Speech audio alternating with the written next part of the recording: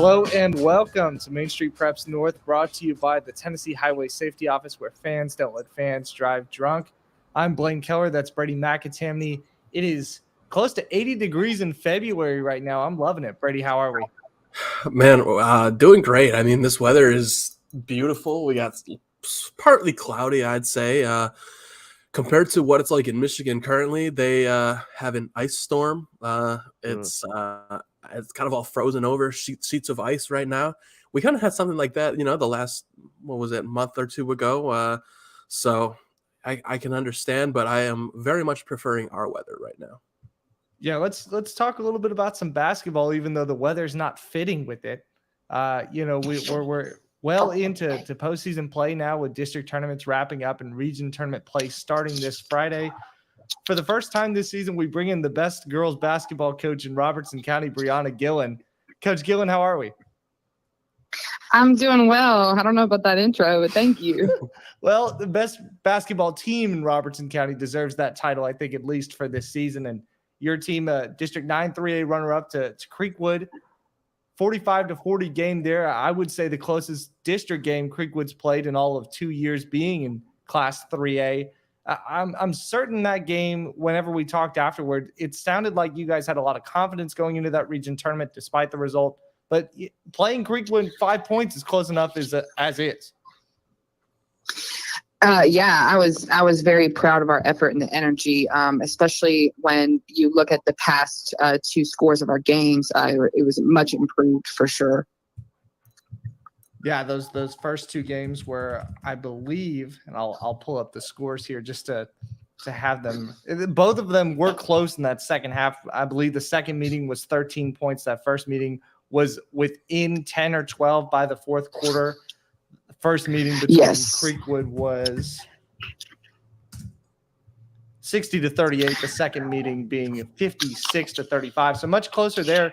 Coach, what do you think the biggest difference was in that district championship that brought you guys closer, even with the Lady Redhawks having Laura Nichols, their number 2 option, back?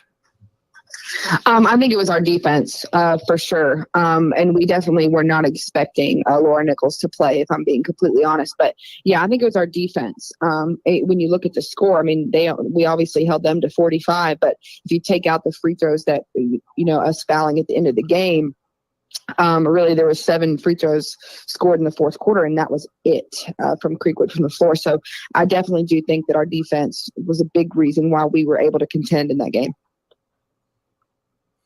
Yeah, and the big part, of course, about being in that district championship game is you get to host a game now coming up here.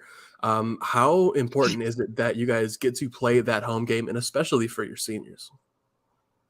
Well, it's huge, and I preach to my girls all the time that number 1 is program, and number 2 is team, 3 is self. And when you look at our program, especially from a historic point of view, it's been a long time since we've been able to host that quarterfinal game. So we're really, really excited. And I hope that my girls understand the weight of what they've accomplished so far. But, and I hope that they're also still very hungry, moving forward. Brady mentioned seniors there. It is just one senior, which is the most impressive part of this run, really, being 17-10 and going to your second region tournament in the past 13 years, most wins in 20 years. Coach, can you reflect on the success that your team has had this year, and what aspects have kind of made this team go from 9 wins a year ago to 17 now? Well, I would say a big part of it is the culture. And while the senior that I have may not get many minutes on the floor, she's a true leader in the locker room and just helps to keep our culture together. And honestly, I think that's the number one thing that's helped us to push forward and kind of break that barrier. With that being said, I mean, it's no secret I was out for the first half of the year with having my baby, and without my 2 assistants and just the tools that they've brought to expand our toolbox as a team and help just further the experience of the young cast that we are playing. I don't know where we would be without those 2 gentlemen for sure. That's probably the most interesting part, is that it hasn't just been one head coach this season. It's really been 3 with Danny McGrawns and Austin Youngs, having both of those guys come in and fill in interim roles. Both of them bring a lot of different things to the table if you just look at them at the sideline and kind of their disposition. how easy would it have been for this team to really get rattled by having 3 different leaders throughout the season? Well, I think if I didn't have the leadership that I had, I probably would have been more concerned. And I told my girls that a million times. The leadership that I was able to lead with them is awesome. And it's to be noted, too, that this strong junior class that I have played for Austin Young, with the exception of Abby Stacy. So when you look at my roster, 100% of the girls, minus Abby, have played for him prior at the middle school. So that rapport right there helps. And again, the experience that we had returning was very helpful with that leadership for sure. Yeah, you mentioned having that baby. First question, most important question: how is the baby doing? Are they happy and healthy? And 2, maybe a little bit of a lucky baby this year, lucky year with kind of a new beginning of life there for the program. Absolutely. That's kind of what I'm hoping. Yeah, she's great. She's an awesome assistant. Sometimes she can be a little distracting at practice, but she loves being up here. Already a gym rat kind of by force, but yeah, things are good. And I think it's allowed the girls to kind of see me in a different light too, more of a personal level, which I think is really important. Talk a little bit about that region tournament game tomorrow, hosting Hillwood. It was a team I got to see a little bit early on in the season. Kaya Starks is a dynamic player, I think, in that Metro Nashville area for girls basketball. What have you kind of seen from them on tape, and what are you guys going to need to do to move on to that next round at Liberty Creek? What we've been stressing all week in practice is defense. I hate to harp on it more, but us being able to play man-to-man with just about anybody, and I think we proved that with the Creekwood game. I think that's going to be huge. I've got a couple of lockdown defenders in Kendall Peterson and Rylan Freeman, where I would put them defensively, being able to guard just about anybody. So that's going to be the plan right there for sure.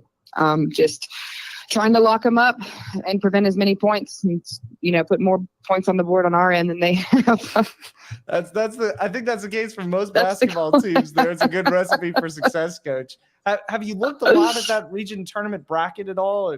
I know coaches love to focus on the game that they're on one at a time. And, if you don't win Friday, you can't make it to Liberty Creek. But have you looked at that region tournament bracket to kind of see who's next after that?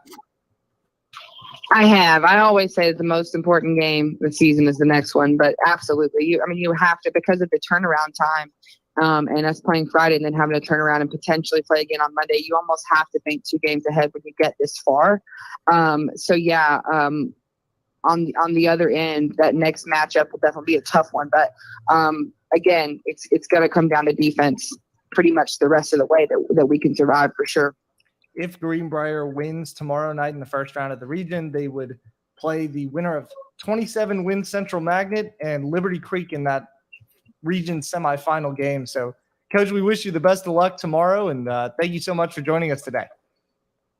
Thank you so much. Thanks, Coach. All right. Great call with Brianna Gillen.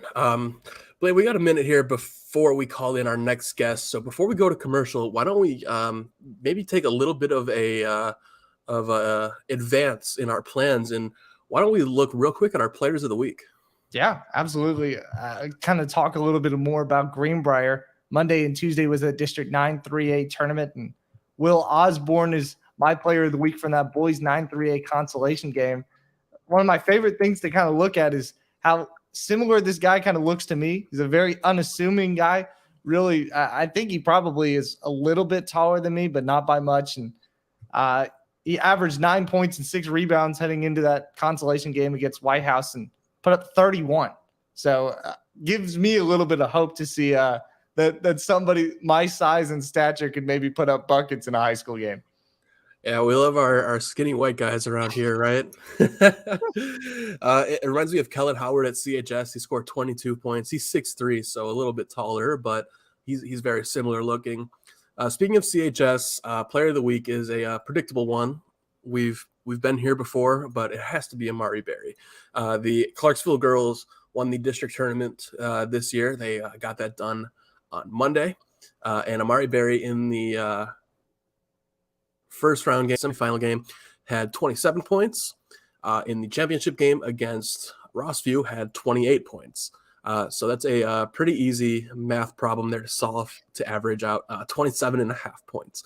I love easy math problems like that because it's not really my forte. So awesome week for Amari Berry. She definitely deserves it. Awesome week for Robertson County and Montgomery County sports as the postseason continues on. We'll get to our next guest when we come back on Main Street Preps North, brought to you by the Tennessee Highway Safety Office. Stay tuned.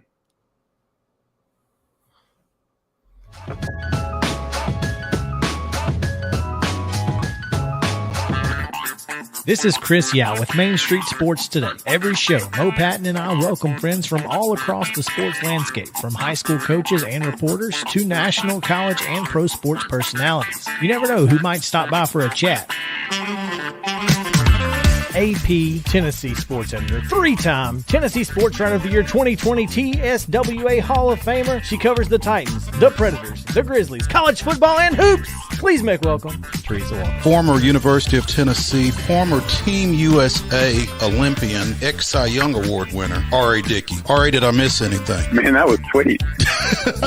Yeah, I need to listen to that before I go to bed every night. That was nice. Has 5 sports Emmys. That's not bad for the other guy in Wham, Ryan McGee. The other guy in Wham married the best-looking girl, Bananarama, so the other guy in Wham had a pretty good life. From preps to pros, we're taking on the sports topics you care about. Tune in across Main Street Media social platforms at 2 p.m. or on demand on your podcast distribution platform of choice. It's just a few cocktails at happy hour. It's just a few cocktails at happy hour. You really good try. There aren't any cops around. Didn't think there were any cops around. I drink and drive all the time. Sir, you've been in a serious crash. I need you to hang on, okay? Run your hands, sir. It was just a few drinks. I'm good. I thought it was good. After every game, we always have a few. It's no big deal. It was no big deal. Hey, I can hold my liquor. I thought I could hold my liquor.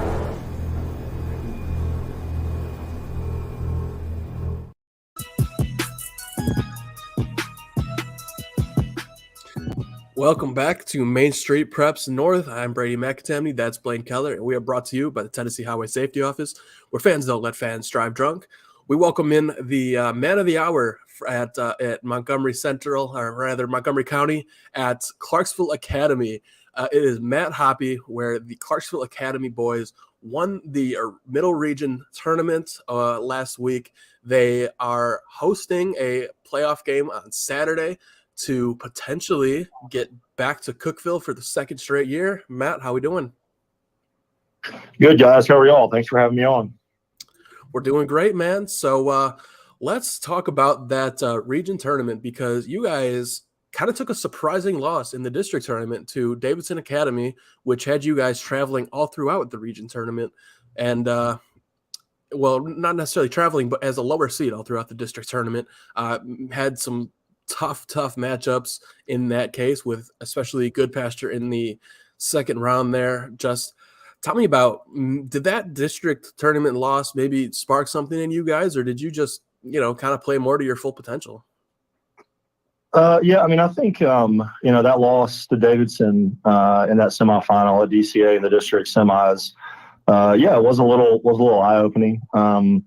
Davidson Academy, I mean, credit to Kevin and their guys. Like, they did a great job. Like, they had a good plan. They played really well. They, guarded us offensively. They made it tough on us to guard them defensively. And so because of that, they caused us not to play well, and they won and did a great job. And then, even kind of the consolation game against, Friendship, the first quarter, we still weren't playing well. And I took all those guys out, all 5 of the starters, and sat them down. And, they sat for probably 4 or 5 minutes and kind of got them refocused. And then from then on, I think they really, kind of bought in to that, mentality of, hey, we're in the postseason and we've got to play differently than we did in the regular season. And so, I think that kind of woke them up a little bit. I think they were we were all really disappointed in that outcome of the district tournament. I think we felt like we had a chance to win it. And so, yeah, it did refocus them, kind of recentered them a little bit. I think, they got together and had their own, kind of players only meeting kind of deal that you hear about teams doing. And, they just kind of came in on Monday after that district tournament, just ready to go and prove something. And, you're right. We had 3 really tough games. We had to go to Columbia Academy, and, then play Friday night against Good Pasture, and then playing, a really, really good, tough Webb team Saturday night after a tough game Friday night. It was a physical grind for us. And I was just really pleased and proud of our guys for kind of fighting through those things. I felt like Wednesday and Friday were probably 2 more of our complete games that we've played this year. And especially Friday night, that defensive effort that we gave of just holding a really, really excellent, spectacular basketball team in Good Pasture to 38 points. It's just our guys kind of locked in and really paid attention to the scout and did what we needed to do defensively. So yeah, we were able to win that region tournament, which was big for us and our school and our program, and give us a chance to play on Saturday in the quarterfinals with a chance to go back to Cookville. So we're excited about it. We're getting ready for it, trying to stay focused on the things we got to do to be successful on Saturday.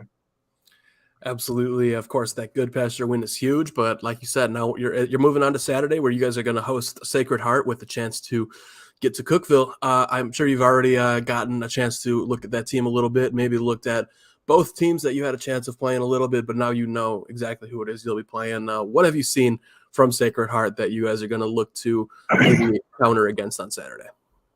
Well, they played on our gym floor last night, so we were able to watch that game in person, and they're a really good team. They're 25-8, I think, 25-6. Play in a good league over in Jackson and West Tennessee, and they've got they're athletic. They're quick, they're fast. Not all that big. They've got a couple of kids. They're 6'5", 6'6". They've got 2 really good guards, and so we're gonna have our work cut out for us, defending them, and then trying to kind of attack them defensively. So it should be a good game. It should be up and down. We're you guys have watched us play a little bit. We like to push the ball and like to play fast, and they do too. And so 4:00 Saturday afternoon in Clarksville, we're the only game going on at that time. So we'd love to have a huge crowd, huge Clarksville contingent kind of supporting us, Montgomery County, and hopefully we can get the win and move on to next week.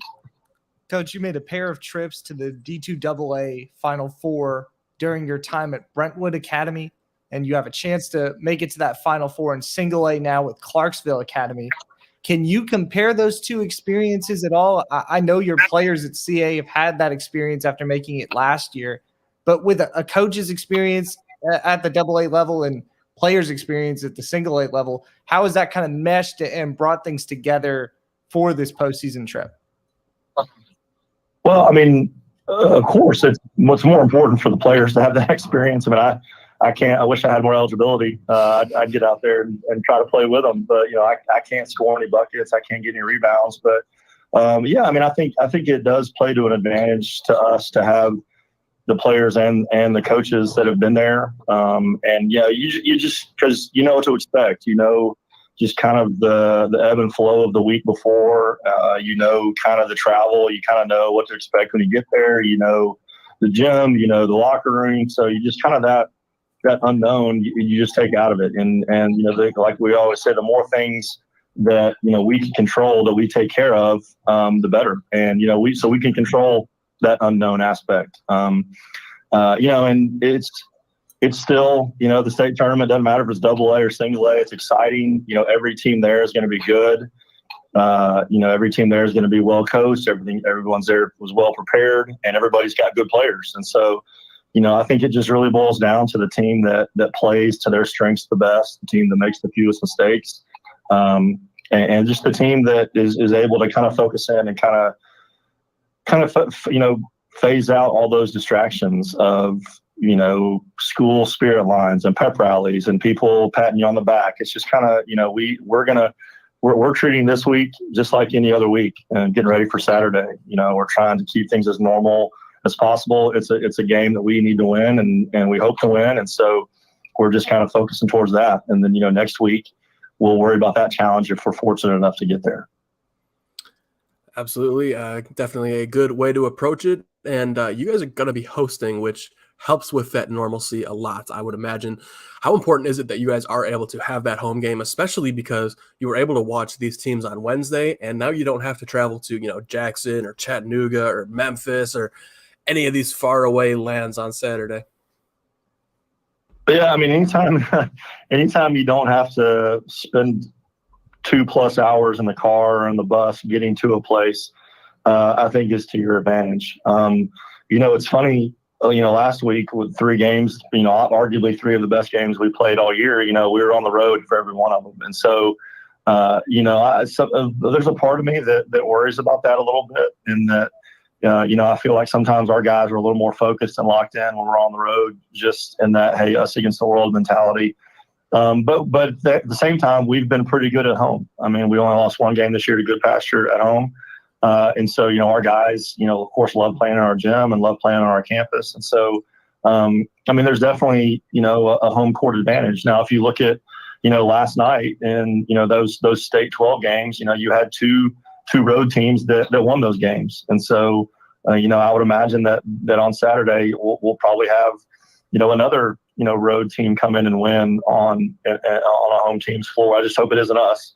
And just again speaks to the level of competition in our league and our classification. The 8 teams that are left are all really, really good teams. And it's really anybody's, tournament as far as I'm concerned. I know people talk about us just having played well in the middle region, but Good Pasture is still Good Pasture. They're still, Isaiah West, Adam Son. They're still, I think, the team to beat, and they've been the best team all year, number one, and they're still playing like it. And they have probably a little extra incentive, just like we had last week. So, they're good. You've got a Lausanne team down in Memphis that's only lost 2 games. They're good. A hungry team like Davidson that beat us a week and a half ago. They're making. There's just so many good teams and good coaches and good players left. That's what makes high school basketball, so fun. And just kind of the parity this year in our division has been kind of neat to watch as the season's worn on and we've kind of gotten down to the end. Just everybody seems to be playing well, and it should be a really exciting day Saturday, and then whoever's there next Thursday and Saturday also will be fun to watch. Absolutely. You said a lot of great parity, a lot of great basketball teams still left. Someone's going to be 3 wins away from a state championship. Could it be Clarksville Academy? Matt, thank you so much for joining us today, man. Pleasure to talk to you as always, and I will see you on Saturday. Yeah, thank you guys for having me on. I appreciate everything you guys do. Y'all really do a great job of kind of highlighting our athletes and our teams in this area. So thank you for letting me be on, and go Cougars. Absolutely. Thank you, Matt. We're going to take one final break here on MSP North Show, and when we come back, we're going to get into our One Thing and Game of the Week. Stick around.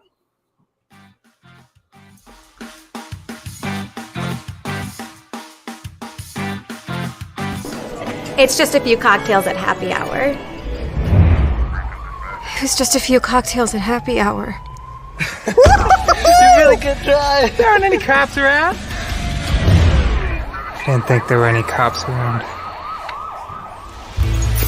I drink and drive all the time.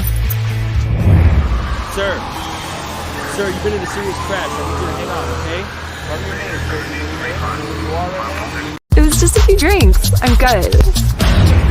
I thought it was good. After every game, we always have a few. It's no big deal. It was no big deal. Hey, I can hold my liquor. I thought I could hold my liquor.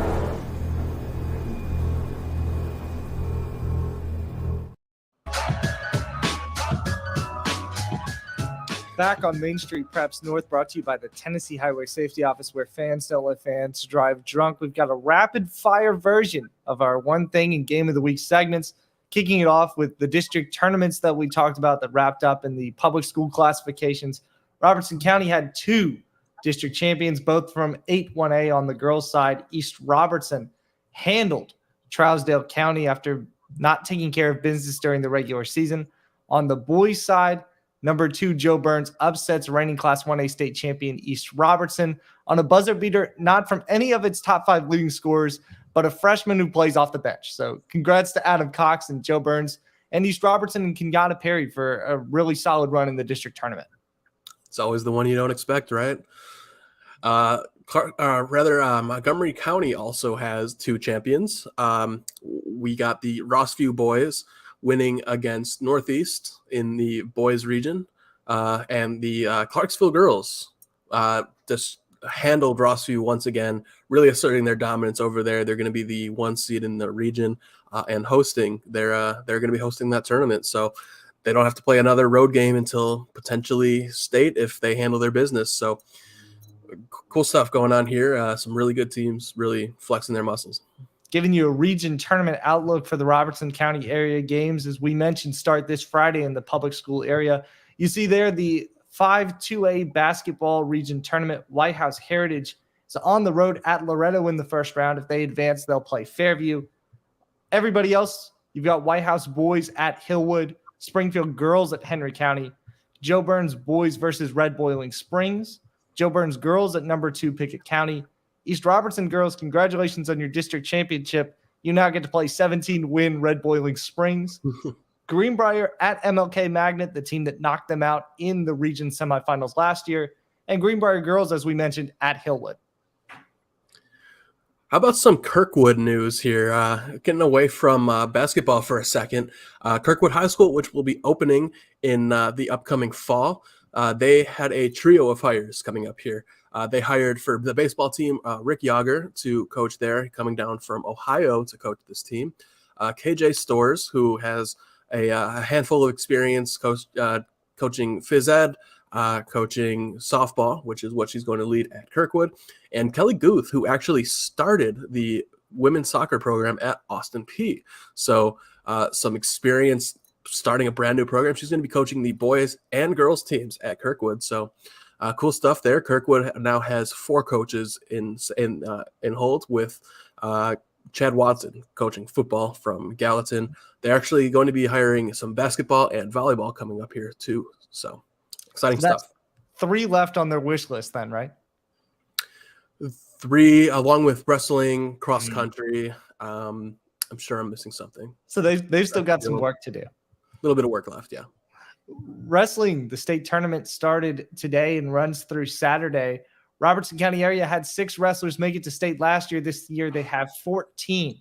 Largest contingent being from Greenbrier, having 6. Springfield has 4, sending their first wrestler since 2019 to the championships. White House Heritage has 2, and White House has 2. It'll be a fun weekend. I think a couple of competitors to watch out for in the area. Yeah. Speaking of wrestling, like Blaine said, that's starting today. Blaine, do you know how many wrestlers from Montgomery County have moved on? I meant to bring this up because while it is impressive in the Robertson County area to have 14, it does not hold a candle, unfortunately, to, I think, 58. Is it 58? 58 wrestlers from the Clarksville area, including really pretty much every school except I think Northeast sent someone. Wow. So yeah, pretty crazy stuff. But let's move on. How about the game of the week? Got some pretty interesting ones in the region tournament here. One I was really hoping for in particular, as I mentioned, White House and Hillwood playing.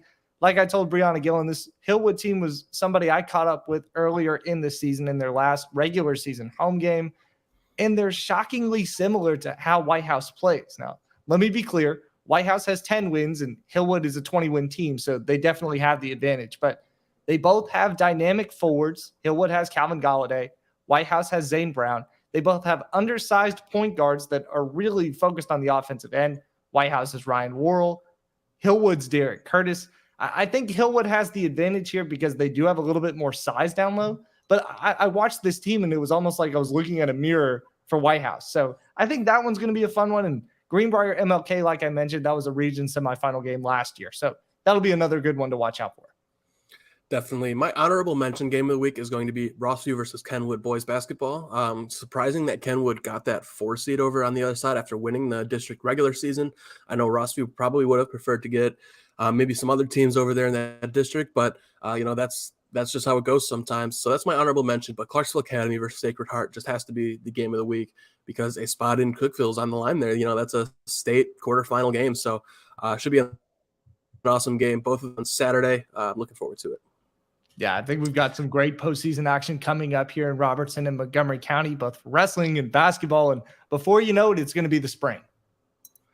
Yeah, I can hardly think about that right now. There's a little bit too much else going on right now. But for now, we will bid you guys adieu from the MSP North Show.